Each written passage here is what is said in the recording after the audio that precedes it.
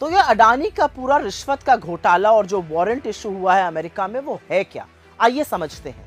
अडानी जी America गए, वहां के स्टॉक एक्सचेंज पर लिस्टेड एक कंपनी थी अजोर पावर, उसके साथ साठगांठ की, प्लान बनाया कि भारत में सोलर एनर्जी प्रोजेक्ट लगाए जाएंगे।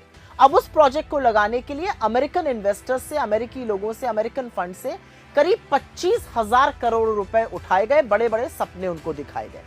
फिर भारत में सोलर एनर्जी प्रोजेक्ट लगने थे, लेकिन यहां पर दिक्कत ये आई कि जो बिजली थी वो बहुत महंगी थी, तो सरकारों ने वो लेने से मना कर दिया। बस फिर क्या था, जो 25,000 करोड़ रुपए अमेरिकन इन्वेस्टर से उठाए थे, उसी में से 2200 करोड़ रुपए, 2200 करोड़ रुपए भारत के नेताओं को और अधिकारियों को घूस दी गई। इससे हड़कंप मच गया।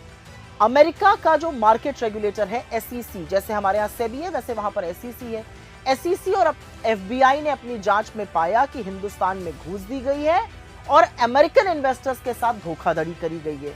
उसके बाद 2 साल तक ये जांच चली।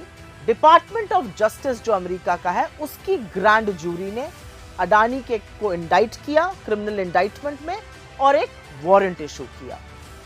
मजे की बात यह है कि उस ऑर्डर में यह भी बोला गया है कि गौतम अडानी ने हिंदुस्तान के मार्केट रेगुलेटर सेबी से झूठ बोला और यहां के इन्वेस्टर्स के साथ भी धोखाधड़ी की।